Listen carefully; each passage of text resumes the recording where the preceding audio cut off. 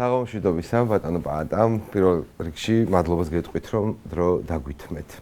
რაღაცნაირი ბოროტის ზღაპრის ერთ-ერთი გმირი ხართ თქვენც, რომელიც დაგვიწერეს, რუსებმაც დაგვიწერეს.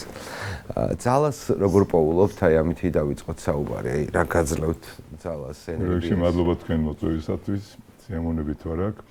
ძალა რა? ძალა არ არის საჭირო, თავარია მონდომება. მონდომება და თავარია რწმენა, რას აკეთებ.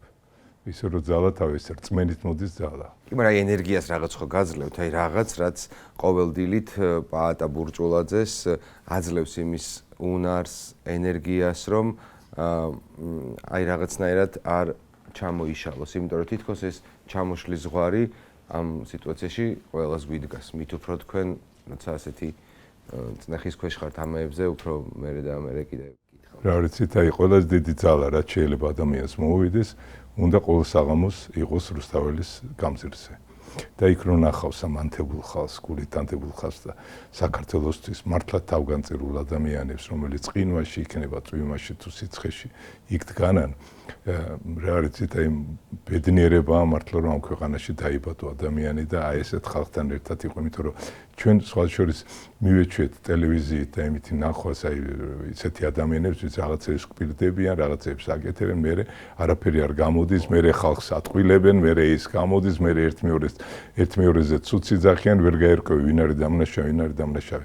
ამიტომ რუსთაველზე მეკ დღეს იყო 300 დღე, რომ ჩვენ ერთად შევიყარეთ. აი ეს არის გურთფელი ხალხი და ნამდვილი ხალხი და ნამდვილი ქართველები და ეს არის ძალიან დიდი რაოდენობა ხალხის რა და აი ბედნიერებაა მართლა რომ ეს ხალხი შემორჩა საქართველოს ასე და ეხლა ცოტა ხანში აიღებს ხელისუფლებას. თქვენ თავად იცნობთ ამ შემთხვევაში ხელისუფლების მიმტაცებელი კაცი ვინც არის? კი, რა თქმა უნდა, ვიცნობ. პირადი ურთიერთობებიც გქონიათ.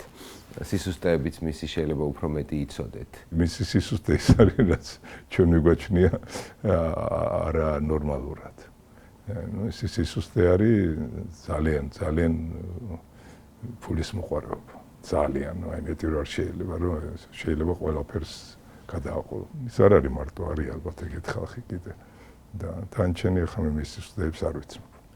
აი ზოგადად ალბათ აი დიდ ფულთან ბრძოლის გამოცდილებაც ქართულ საზოგადოებას არ აქვს. ეს პირველი შემთხვევაა, როდესაც დიდ ფულს შეიძლება ებრძოდეს და აქაც რაღაცნაირად ხوار გავიჭედეთ. დავით, მე გეტყვით ერთ რამეს რა, თურმე, აი მე ხო ეხა პირველად ჩაუდექი ესეთ მოძრაობას სათავეში და თურმე ფული სულ არ ყოფილა საჭირო. აი დამიჯერეთ.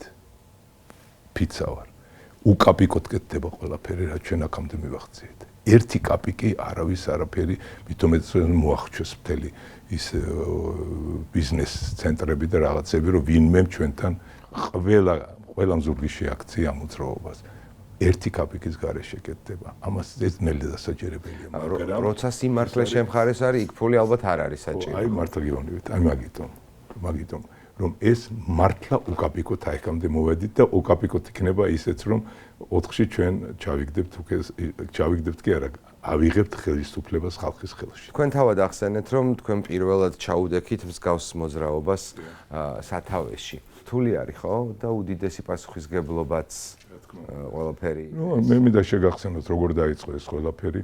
მე არ დამიტოვებია არც ერთი პოლიტიკური ძალა და პრინციპში არც პოლიტიკური ლიდერები ან და არა ლიდერები ვისთანაც არ მქონია შეხვედრა და მეთქვია მოდით გამომიყენეთ მე და დავდგეთ და გავერთიანდეთ და ეს ერთი მტერი ყავს შენ ახლა საქართველოს რომელიც ანგრევს ამ ქვეყანას. მოვედით აქამდე ხო ხედავთ და მე ბედნიერი ვარ რომ ესეთი ხალხი როგორც არის უბრალოდ რატო იყო ლევან ხაბეიშვილი მაგალითად მურთაზო დელავა რა ვიცი ყველანი სხვა შორის დასაწყისში ვიყავით რომლებიც ახლა ციხისზიან ეს არის ზურაგი ჩეჩაფარიძე და გიორგი ბაშაძე აი სამად დავიწყეთ ჩვენ ეს ყველაფერი შემდეგ ისინი ციხეში მოხვდნენ ეს ყველაფერი ჩვენ დავიწყეთ არჩევნებზე რომ ჩაგვეტარებინა აქ არ იყო არაფერზე ეს 4 ოქტომბერი მაშინ საერთოდ რიცხვიც არ იყო ხსენებული არც ერთი მხრიდან არც ოცნების მხრიდან დაიწყო ელექტრონული არჩევნებით სადაც მოყვა ძალიან დიდი სიცილხარხარი და არა მარტო ოცნებაში არამედ სიცილხარხარი მოყვა ოპოზიციაში და დაგვცინოდნენ რომ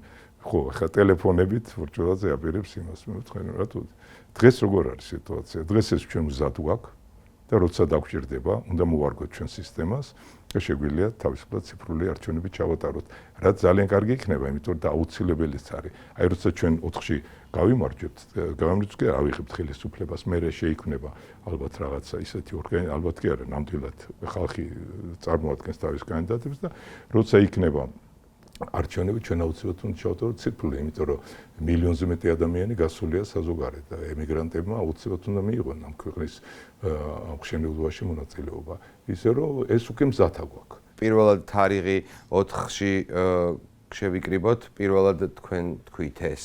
მაშინ რაღაცა ეგეთი განწყობა არ იყო, მაგრამ ეხლა ძალიან ბევრი პოლიტიკური მოძრაობა იქნება თუ საზოგადოებრივი მოძრაობა 4-ის გარშემო არის მობილიზებული. ყველანი არიან 4-ის გარშემო და 4 რატომ დასახელდა? დასახელდა იმიტომ რომ 4 არის ის რიცხვი, როდესაც ივანიშვილს უნდოდა რომ საბოლოოდ ჩაეგდო მთელი ძალაუფლება ხელში და ხედავთ ეს ორი პარტიაც არ ვიცი ხა მე რომელიც ღებულობენ მონაწილეობას როგორ მოხდნენ მაგ თავისი რწმენით თუ იძულებით მე მაგას ეხლა აქ არ დავიწყებ გაშიფრას იმიტომ რომ კი აღარ არის ამაზე საჭირო ლაპარაკი და რაღაცნაირი ლეგიტიმაცია უნდა რომ მიეცა ამ რიცხვისთვის რომ აი ხო ხედავთ მაინც რაღაცა იმაშება და აი სხვები ღებულობენ მონაწილეობას ყველამ თავის გზა ირჩია ისე რომ არაფერია მთავარია ხალხი არის საქართველოს ძალაუფლების მფლობელი და ეს ხალხი გამოვა რუსთაველზე 4-ში. ხო, პრინციპში მოკლე ისტორიასაც რო გადავხედოთ, ჩორსაც რო არ წავიდეთ, რამდენჯერაც ხალხისთვის ძალაუფლების წართმევა ცადეს, იმდენჯერ ცუდად დაამთავრეს და ეს ბორბალი ხო რაღაცნაირად სულ ბრუნავს და მაინც საწყის უბრუნდება. თქვენ თავად ახსენეთ დაკავებები პოლიტიკური ლიდერების რაღაც ესეც უახლესი საქართველოს ისტორიაში ალბათ ეგეთი მოცემულობაც არ ქონია რომ ოპოზიციონერი ყველა ლიდერი იყოს ციხეში. წარმოვიდგინეთ თან ისეთ დანაშაულზე რომელიც განა ახლა ჩაიდინეს და მოხდა უბრალოდ შექმნეს იმისთვის რომ მე ეს დანაშაულის კვალიფიკაცია ამისთვის მიეცათ, ხო? აი როცა ლევან ხაბეიშვილი დააკავეს იმ დღეს დააკავეს თავდაცვის მინისტრი ჯუანშერ ბურჭულაძე. ყველას რატომღაც ეგონა რომ თქვენ დაგაკავეს. ბურჭულაძეს მოვიდოდა ალბათ. ეს მე დილიდან ატყანთელი რეკვები რომ პაატას ადახარალები. ხო, მაგრამ აი ეს მოლოდინი დაკავებისა არ შეიძლება რომ თქვენც არ გქონდეთ, იმიტომ რომ რაღაცნაირად ზღვარი ახლა წაშლილია და ყველა ვინც კი შეიძლება ერთ ადამიანს მაინც არ წმუნებდეს რომ აქეთ არის სიმართლე, ის ოცნებისთვის მიუღებელია და ურჩევნიათ რომ რაღაცა ციხეში გამოკეტონ. აი ამისი მოლოდინი თუ გაქვთ ან ხომ არ გაქვთ უფრო ხილული საფრთხეები ხომ არ დაინახეთ რომ შესაძლოა თქვენს დაკავებასაც ამძაფრებთ. არის ცით მოლოდინი არ არსებობს რა არ კონდეს აქ. მოლოდინი ყოველთვის არის, მაგრამ ძალიან დაგვიანებულია. ისინი ხვდებიან. აი ლევანის დაკავება ხაბეიშვილის იყო ძალიან დაგვიანებული. ლევანმა უკვე ისე აწია ტემპერატურა, ისე დააჯერა ხალხს, რომ გამარჯვება გარდაუვალია, რომ ყველანი უნდა გამოვიდნენ გარეთ და აი ლევანის დაკავებით მათ კიდე დიდი შეცდომა დაუშვეს, იმიტომ მან ეს გვიანი იყო და ლევანმა უკვე დააჯერა ხალხის და ეს დაჯერებული ხალხს კიდე მოემატა და მოემატა. ჩვენ ბევრად მეტი მოგვემატა ხალხი გამოსასვლელი ქუჩაში, ვიდრე ლევანი გარეთ იყო. ისე რომ ლევანმა თავის როლი ითამაშა რაღაც სასწაულად, მაგრამ და გააგრძელებს კიდევაც, იმიტომ რომ ხუთი დილით ის გარეთ იქნება, მაგას მე თქვენ გარწმუნებთ და ის დაანჭირდება ჩვენს პოლიტიკას. ჩემი დაკავებაც მე მგონი უკვე ძალიან თქვენ არის. და რო გითხრათ მე გამოაცხადე კიდევაც ერთხელ და კიდევ ერთხელ გეტყვით, რომ ყველას ყავს შემცვლელი. ყველას ეს ყველაფერი გათვლილია. ჩვენ ვიცით, ჩვენ დაკავების შემთხვევაში ვინ იქნება ჩემ ადგილას. ეს იქნება მისაღები ადამიანი მთელი საზოგადოებისთვის, ისე რომ ის წარუძღვება ამას ყველაფერს. ოცნება ვერ გაექცევა 4 ოქტომბერს, გამორიცხულია. რაც უფრო ახლოვდება, ალბათ რამდენიმე საათი რჩება, ხო, ხვალინდელ დღემდე და საკმაოდ რთული სცენარის მოლოდინიც შეიძლება ჩვენ პირადად აი რომ სხვადასხვა ვერსიებს განვიხილავთ, მაგრამ ქართულ ოცნებას ლოგიკა არ აქვს, ცოტა გვიჭირს განმოვითაროთ ჩვენს გონებაში სცენარი რა როგორ განვითარდება. თუმცა ხა თქვენ რო გისმენთ, საკმაოდ დაჯერებულად და დარწმუნებით ამბობთ, რომ ხუთში გათენდება სხვანაირი დღე ქართული საზოგადოებისთვის, საქართველოსთვის, ხო? პირველ რიგში. 70 წლის იუბილე გქონდათ. მე ტელევიზორიდან ვუყურებდი და ძალიან გაბრაზებული ვიყავ. ეგეთ რაღაცებზე ძალიან ბრაზდები ხოლმე, რომ აი ადამიანი, რომელიც მსოფლიო აფასებს, შენი ქვეყნის წარმომადგენელია, რაც არ უნდა პოლიტიკურად განსხვავებული შეხედულებების იყოს იმ ძალასთან, ვინც დაუშვათ იმ დროს ქვეყანას მართავს, შეუძლებელია ისე მოექცე, ისე დაუფასებლად, როგორც თქვენ ქართული. პირიქით. ამაზე დიდი დაფასება, როგორც მე გადავიხადე 70 წლის მე ვერ წარმომიდგენია. ხო გახსოვთ 60 წლის რო ვიყავ იუბილეის სასახლეში იყო თუ გახსოვთ? ალან დელონი იყო ჩამოსული და იქ მე ვფიქრობდი რომ რა შეიძლება ამაზე დიდი მოხდეს. თურმე შესაძლებელია. ქუჩაში ათასობით ადამიანმა როგორ მომილოცა მე იმაში და აი რამსვლელობა ჰქონდა ფილარმონიიდან ოპერის თეატრამდე და შემდეგ იქ პატარა კონცერტის გამართვა და ამაზე დიდი ბედნიერება ჩემთვის არ არსებობს. თვითონ აი ოპერაში რო არ შეგიშვეს, მაგაზე ალბათ გისაუბრიათ, მაგრამ აი არა, კიდევ კაი რო არ შემიძლია. აი ამაზე გარკვეულს მოახდენთ. ეხლა უკვე რა ვიცი, 80 წელს თუ მივახცე და მივახცე ალბათ. უკვე აღარ ვიცი, მაგრამ ამას დიდი არაფერი არ შეიძლება მოხდეს, რაც მოხდა 70 წლის. სოფლიო ბანკს აქ რამდენი 1000 ჯარიმა? არა, 1000-ები არ ვიცი, 91 ჯარიმა მაქვს. 91? 5000-ზე უნდა გავა. 5000-იანები? 450.000 ლარი, ესე გამოდის. ესეც როგორი ამბავია, ხო?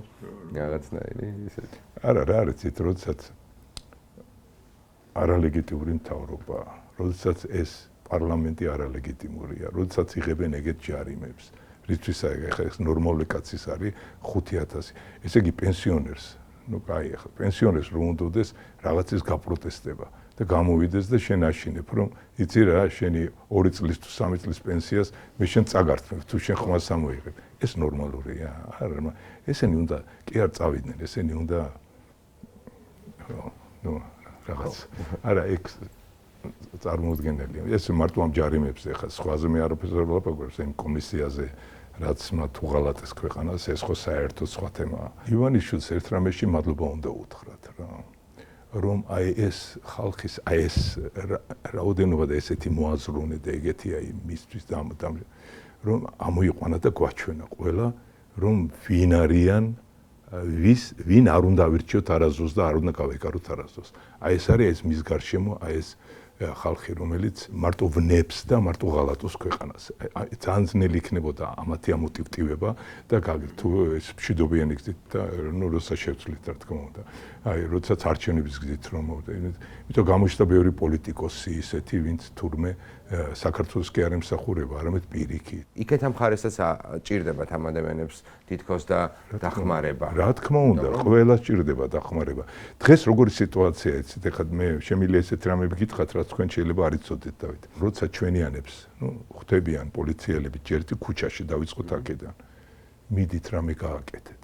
მიდით, ჩვენ თქვენ ხარეზე ვართ. ეს არის საპატრულოზე იუნებით.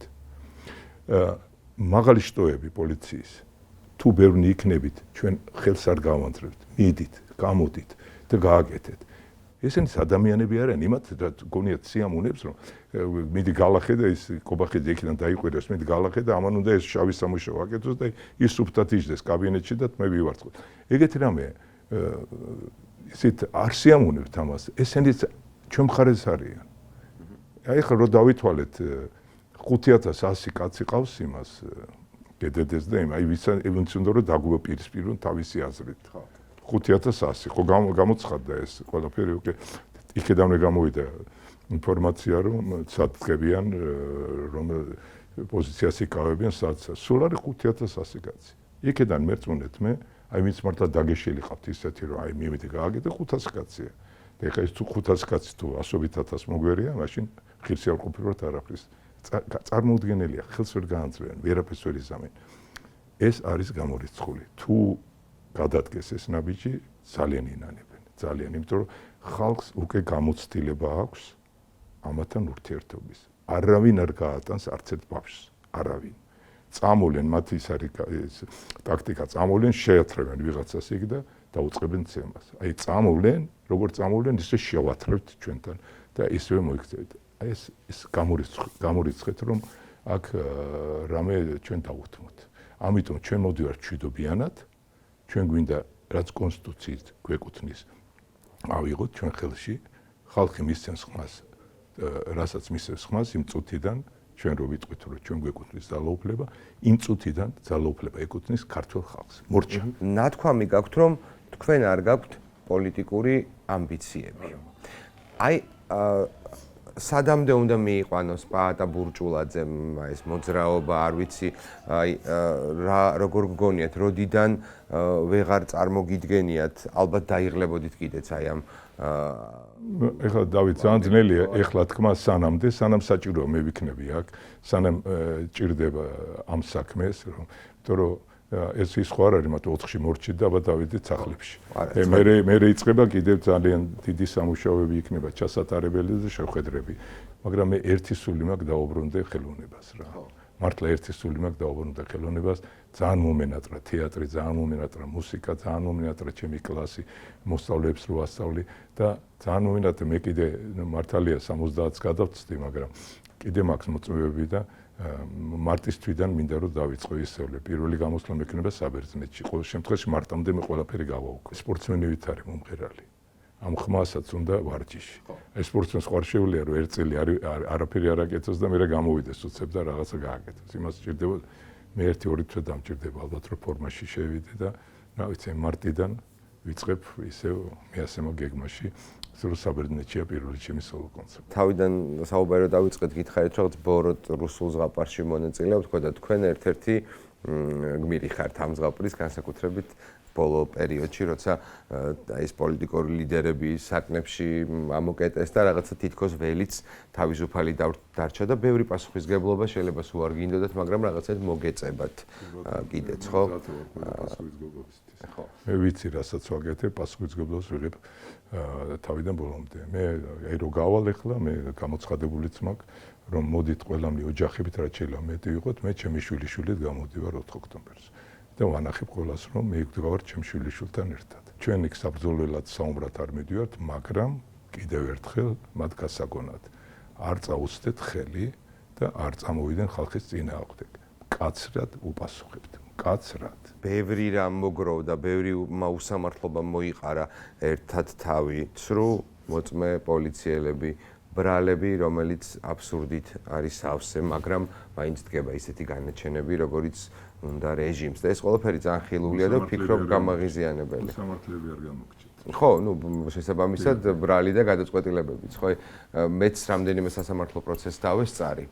მომიწია ჩემი შვილიც იყო დაკავებული ორჯერ და იმდენად ცუდად გავხდი ემოციურად, ვერ გაუძელი აი ამ საშინელ ტყუილს რომ ვუყურებდი, ვუსმენდი და მაინც ისეთი გადაწყვეტილება იქნა მიღებული, როგორიც უნდა მიეღოთ. ემოციურად ძალიან იმოქმედა ამან, რომ როგორ აღმოჩნდით აქ. იარაღი წაართვა.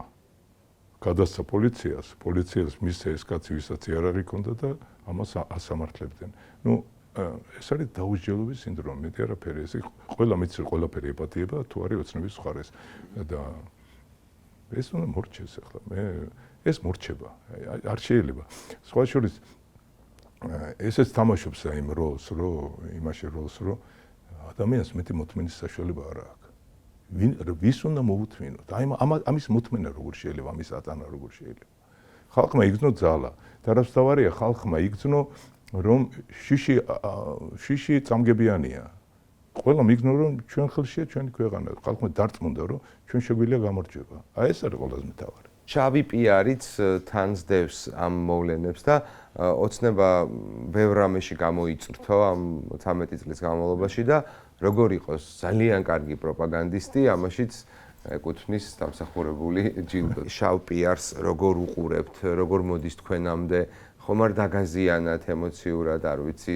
ოჯახის წევრებზე ხომ არ მოახდინა ამან გავლენა. მე ერთ რამ ძალიან მოკლედ ვიტყვი, რაც არაერთხელ მithქვამს. ეხლა არის ძალიან დიდი შავი პიარი ჩემს გარშემო, მაგრამ მე ყველაფერი გადავიტანე 2017 წელს. როდესაც მე დამაბრალეს, რომ ფონდი ავნანათან, მშიერი ბავშვების ყურაბებიდან ხურდებს ვიპარავდი და ამით ცხოვრობდი, ეს იყო ძალიან ძნელი გადასატანი. მაგრამ ეს იმის გაიარა იმის მერე რაც არ უნდა ეძახონ ჩემზე და ტროლებმა წერონ და ეს მე უკვე აღარ ხდება მე უკვე ის იყო ძალიან ძნელი გადასატანი ფონდი ავნანა გონია ვიღაცა რადგან დიდ საქმეებს აკეთებდა რომ 200 კაცი მუშაობს ჩვენ ფონდში სურათ 11 ადამიანი იქედან არის 2 დამლაგებელი და 1 მწყოლი აი ხლა თუ თანხებზეა ლაპარაკი, რა უნდა აქ ფულის მოძებნას? არაფერი, მაგრამ აი მიდის და გეუბნებიან, რომ არც დამნაშავე, არც მომჩივანი, არც ის ნაპოვნი არ არის, მაგრამ მიმდინარეობს გამოძიება. და ეს მიმდინარეობს და მიმდინარეობს. რა ხნა იავნანამ საბოლოოდ? არსებობთ, ჩვენ ვუძლებთ ყველაფერი, ვერაფერი ვერ გიქნებთ, რა უნდა ეკნათ, არაფერი. უბრალოდ ისეთ მასშტაბურ პროექტებს ვეღარ ვაკეთებ ჯერჯერობით და 4-ში რომ მორჩებით, 5-დან დავიწყებთ ესე შევდგებით, ისე რომ მოენატრა თბილისს და მოენატრა საქართველოს ეს პროექტები. არ შემიძლია არ გკითხოთ კრიმინალურ სამყაროსთან კავშირთან დაკავშირებით მრავალი ვერსია გამოვიდა, რომ ეგრეთ წოდებული კრიმინალური ავტორიტეტი ტარიელ ონიანი და თითქოს აი ის გილაგებთ თუ რაღაც ეგეთი. მოდით აი დავიწყოთ მაგალითად ტარიელ ონიანის საკითხი. ტარიელს მე ძალიან დიდი ხანია ვიცნობ და მომთხოვა ერთხელ მე პარიზში რო ვიყავი გასტროლებზე, ისეთ პარიზში ცხოვრობდა მაშინ, რომ მოუნათლო შვილი. და მე სიამოვნებით გავაკეთე ეს და მოუნათლე ეს პარიზში მოუნათლე მე უშბა პარიზში ბერნულ მართლმადიდებულ ეკლესიაში. და მე ჩემი საამაყო ბიჭია. ისეთი ბიჭია მეტი რო არ შეიძლება, მართლა საქართველოს საამაყო ბიჭი უშბა ონიანი, რომელმაც ლონდონში ორი უმაღლესი დაამთავრა და იქ ერთ ბანკში იყო, კომპანიაში იყო 400 კაციანი კონკურსი და სამა გაიმარჯვა, ერთ-ერთი იყო უშბა, წარმოიდგინეთ რა. აი ეგეთი ბიჭია. ეხლა უბრალოდ დაემთხვა აქ, რომ იყო მისი ქორწილი 19-ში.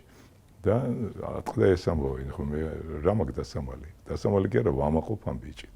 და ეს არის და ეს. და ტარიელსაც შეეხება, ეხლა ტარიელი პოლიტიკაში არ ერევა, თვითონ მაგათი სტატუსი, რომ მათ არ შეუულიათ მომის გაკეთება და თვითონაც აბსოლუტურად იზოლირებულია ამისგან. ტარიელ ონიანის ნაწილზე რადგან ესეთი ახლო ურთიერთობა გაგვიქვთ, ცხადია ამ ამბებსაც ალბათ განიხილავთ ხოლმე და აი ეს რაღაცა ქუჩა, ძველი ბიჭები თუ რაღაც ეგ ნაწილი რომ ძალიან პოლიტიკური გახდა და 20 ლარის გამო რო ქალებს ცემენ, მაგაზე რას ფიქრობს? ეხლა მე არ ვიცი, მე არ მიკითხავს. ანუ ამაზე არ მე რა ვიცი, მე საერთოდ ტარიელთან ჩვენ არასდროს არ ქონია ეგეთი. მე არ ვკითხავ მის საქმეს და ის ამ კითხავს მე ხელოვნებაში რა ხდება. ისე რომ ჩვენ გვაქვს ძალიან ისეთი ურთიერთობა ოჯახური მის მეუღლესთან, ჩემ მეუღლესთან, ბავშვებთან რაღაცა და ჩვენ საქმეს ვაკეთებთ ერთ იქით მე. 4 ოქტომბრის თემატიკას მინდა შევეხო, არ მინდა რომ ვიცი რომ ბევრ ამას ვერ მეტყვით, არც უნდა მითხრათ, იმიტომ რომ სტრატეგია არის. ხანდახან მგონია ხოლმე რომ ეს შემადგენლობა, რომელიც შემადგენლობაც ახლა ქართულ ოცნებას შემორჩა, არის ყველაზე უფრო სასტიკი და ყველაფრის გამკეთებელი, ვიდრე დაუშვათ სხვებს ცოდებს დაუთვლიდით, ხო?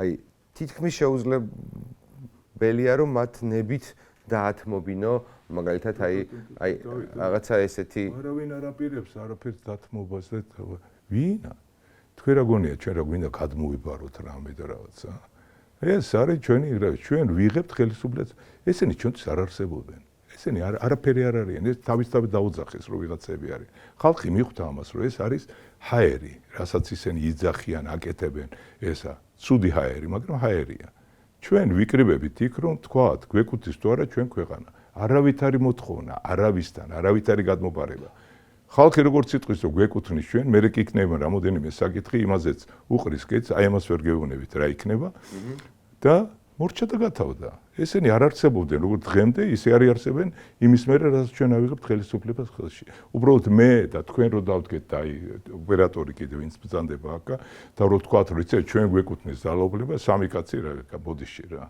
მაგრამ ასობით ათასი ადამიანი რო გამოვა და ისინი თქვით ჩვენ გვეკუთვნის ამას ყალი აღარ გაუვა ეს არის ჩვენი ხელისუფლება ჩვენ ვართ ხელისუფლებაში მორჩა და გათავდა ანუ 5 ოქტომბრიდან იმას რასაც ვერ გაგვიმხელთ უკვე იცით ხო ვის რა როლი 4 ოქტომბრის საღამოდან კარგი ძალიან საინტერესო თქვენ ბაბუა ხარ თუ პაპა როგორ გეძახით ბაბუას ხო იმიტომ რომ მაინც კითხულობ ხოლმე მე დედით რაჭველი ვარ მამით თიული და იქეთ ბაბუას ვეძახდი აქეთ პაპას და რვამრეო და ერთი ჭყობდა და აი ბაბუა პაატა ახლა ყველაზე უფრო მეტად რას აძლევს შვილიშვილს რა არის თქვენ შორის ხოლმე თემები რასაც განიხილავთ არ ვიცი ერთი რამ ვიცი რომ მოთხოვნაა ძალიან დიდი რომ მე 4-ში წამოვიყვანო და ვიცი უფროსი გოგონა მომყავს აუცილებლად ხელით ჩაგედებული მომყავს რომ ანახო ყველას რომ ჩვენ მშვიდობიანად მივდივართ. 4-ში აუცილებლად წამოვიყვან, მაგრამ ბიჭი შეიძლება წამოვიყვანო, ჩემი შვილიშვილი. ის უფრო ახალგაზრდაა, მაგრამ ისეთია. თქვენმა შვილიშვილებმა რა გასწავლეს თქვენ? სიყვარული, მეტი რა უნდა ეცენებინა. და იციან რომ ბაბუსთან ერთად უნდა იყვნენ, მე ბაბუ არა ვარ, ბაბუ ვარ.